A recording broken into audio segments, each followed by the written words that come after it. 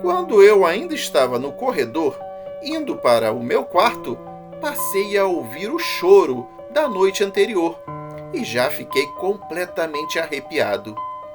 Assim que entrei no cômodo, pude ver aquela mulher toda rasgada, com a sua face desfigurada, sentada na beira da minha cama. Olá pessoal, inscritos do canal e visitantes, tudo bem com vocês? Eu sou o André Souza e eu tô aqui para contar mais um caso sobrenatural muito estranho e intrigante. Antes de mais nada, não se esqueça de deixar o seu like e se inscrever, pois o canal precisa muito desse apoio de vocês. Então, vamos ao caso de hoje, que eu chamo de A Chácara Amaldiçoada. Olá, o meu nome é Rinaldo. E o caso que estarei narrando aconteceu precisamente no ano de 2005, em um dia em que estávamos todos reunidos para uma confraternização familiar. Naquela data, era aniversário de meu pai. Meus primos estavam todos lá e começaram a contar relatos de fantasmas e assombrações. Estávamos na chácara dos meus pais e todos estavam bem à vontade e se divertindo com aquelas histórias de terror. Até que um deles achou legal fazermos a tal brincadeira do copo. Tudo foi preparado no meu quarto e, para dar um toque especial a todo tipo de susto e medo, resolvemos apagar a luz e acender algumas velas e incensos. Para mim, era tudo diversão, pois eu nunca fui de acreditar muito nessas coisas. Até aquele dia. No meio da brincadeira, se é que podemos chamar aquilo de brincadeira, um vento muito forte tomou conta do quarto.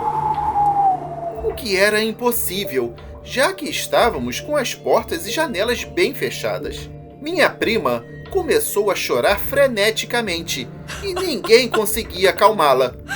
Mas a coisa ainda iria piorar. O problema é que, de repente, ela passou a rir compulsivamente e a sua voz passou a ter um tom grave, sinistro e ameaçador. Ela começou a xingar todos os que estavam ali no quarto, sem motivo nenhum. Ficamos todos apavorados e saímos correndo de lá.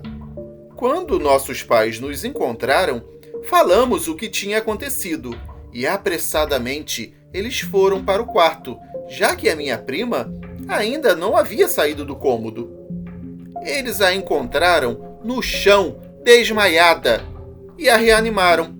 Perguntaram o que havia acontecido com ela, mas ela só respondeu que tudo que lembrava era uma forte ventania e que uma sombra, no formato de uma pessoa, havia entrado em seu corpo. Depois disso, ela ficou reclamando de uma dor insuportável que sentia em todo o seu corpo e foi levada para o hospital municipal. Lá, o médico que a atendeu disse que ela estava com cãibras e dor generalizada e que não entendia o porquê daquilo. Isso foi apenas o princípio de todo o inferno em que se transformou aquela chácara. Meu pai tentou se livrar daquele lugar, mas não conseguia vendê-lo. Nós ficamos alguns anos sem aparecer por lá, mas depois de um tempo, resolvemos tentar frequentá-la de novo. Numa dessas ocasiões, já no ano de 2011, fomos para a nossa chácara, minha namorada e eu, além de um casal de amigos nossos, o Jorge e a Roberta. Chegamos na sexta-feira por volta das 23 horas. Estávamos tão cansados que nem tiramos as malas do carro. Lembro apenas que tomei uma ducha e fui me deitar. Comecei a ouvir um choro de mulher vindo do quarto onde estavam os meus amigos. Fiquei preocupado, achando que o casal havia brigado, e mesmo sem querer me meter, fui até a porta do quarto, bati e perguntei se estava tudo bem com eles. Esperei alguns instantes e o meu amigo abriu a porta com com os olhos arregalados e completamente pálido. Muito sério, ele me disse: "Cara, essa casa é assombrada. Tinha uma mulher sentada na cama, chorando, e de repente ela sumiu." Eu entrei correndo no quarto dele para ver se ainda conseguia ver alguma coisa e deixei a minha namorada sozinha no outro quarto. Assim que eu estava lá dentro, foi a vez da minha namorada me deixar apavorado com um grito ensurdecedor. Eu voltei correndo e a vi enterrada debaixo dos lençóis da cama, chorando muito e totalmente assustada. Ela tinha sentido a mão de alguém apertando a sua perna. Resolvemos todos dormir no mesmo quarto, porque as meninas estavam muito abaladas. Eu também, é claro, devido ao que eu sabia que havia ocorrido com a minha prima alguns anos antes. Mas no restante da noite correu tudo bem. Na segunda noite conversei com o Jorge e disse que era melhor voltarmos a dormir em quartos separados, pois era importante que todos nós tivéssemos a nossa privacidade novamente. Ficamos acordados até umas 4 horas da manhã, conversando e jogando cartas, até que o sono bateu e todos resolveram dormir. Quando eu ainda estava no corredor, indo para o meu quarto, passei a ouvir o choro da noite anterior e já fiquei completamente arrepiado. Assim que entrei no cômodo, pude ver aquela mulher toda rasgada, com a sua face desfigurada, sentada na beira da minha cama. Ela tinha uma aparência cadavérica terrível, e eu não quis nem saber de mais nada. Tratei desesperadamente de juntar as minhas coisas para ir embora, e quando narrei o fato ao restante do pessoal, eles nem perderam tempo, também arrumaram seus pertences e fomos todos embora daquele local sombrio. Agora vou falar sobre o terceiro e último acontecimento macabro naquela casa. Esse realmente é o último, porque depois do que me aconteceu dessa vez, eu jurei nunca mais colocar os pés ali de novo. Fomos em 8 pessoas, minha namorada e eu, meu irmão e sua namorada, meu pai e minha mãe, e mais um casal de amigos nossos, o Hugo e a Juliana. Todos nós sabíamos do que ocorria naquela casa, e apesar de sempre ficarmos assustados, fomos assim mesmo, pois nós estávamos indo para lá para fazermos uma pequena reforma, já que o meu pai insistia em vender a chácara. Logo que chegamos, não notamos nada diferente, e o dia correu normalmente. Mas com o cair da noite, tudo mudaria. O dia havia sido pesado devido ao serviço que estávamos realizando, e já era aproximadamente 7h30 da noite quando a primeira a gritar foi a minha mãe, dizendo que havia visto a tal mulher chorosa andando pelo corredor da casa. Esse era o nome com o qual nós apelidamos aquela figura sombria. Ela ficou encarando a minha mãe, que naquele momento assava um bolo no fogão a lenha. As meninas estavam na piscina e não ouviram nem viram nada. Nem nós também percebemos nada de estranho. Depois de acalmarmos a minha mãe, foi a vez do meu irmão. Eu só lembro de ouvir seus gritos e ele correndo pelo corredor enrolado somente em uma toalha, dizendo que havia visto a mesma mulher pelo espelho embaçado do banheiro. Aquela figura sombria estava o encarando e com um olhar ameaçador.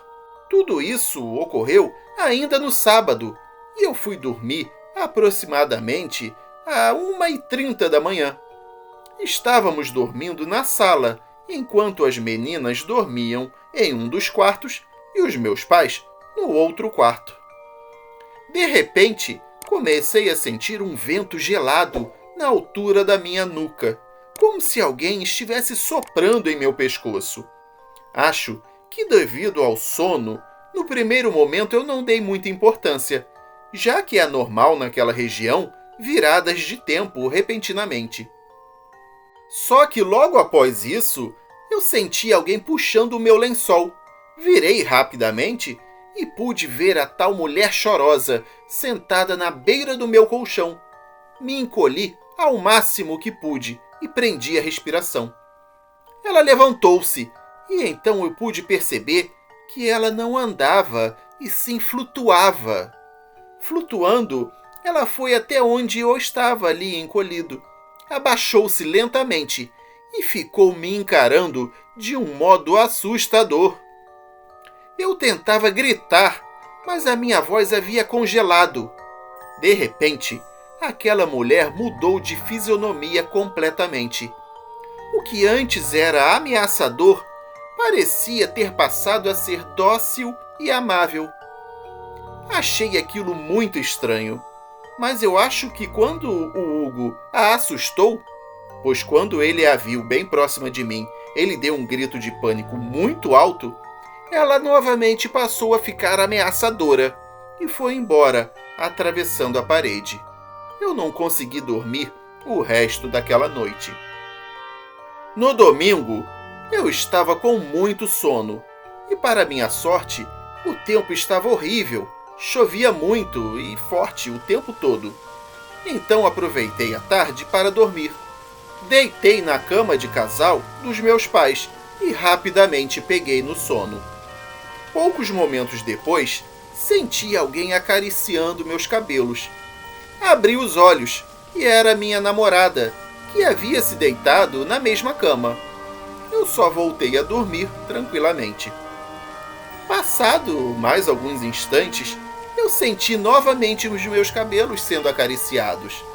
Mas dessa vez era diferente. Eu sentia-me estranho.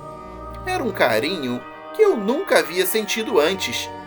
Percorria toda a minha cabeça até tocar a ponta da minha orelha. Além de tudo, eu notei que a mão da minha namorada estava muito gelada. Virei-me para beijá-la e levei um susto muito grande. Para meu espanto, era a mulher chorosa quem estava ali agora. Eu fiquei petrificado. Ela me encarava de uma forma maternal. Eu não sei explicar o que eu sentia. Seu semblante era horrível, mas o que mais me incomodava era a feiura dela, e não os seus gestos. Nesse meio tempo, a minha namorada entrou no quarto novamente e deu um grito bem estridente, assustando a todos que estavam na casa.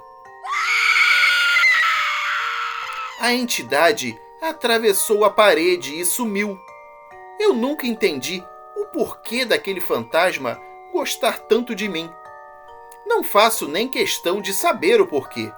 E pela graça de Deus, meu pai finalmente conseguiu vender aquela casa assombrada, comprando com o dinheiro um apartamento no litoral. E até o momento não apareceu nenhum fantasma lá na praia. Ainda bem, né? O pior de tudo é ficar ouvindo a gozação dos meus amigos dizendo que eu fui paquerado por uma fantasma.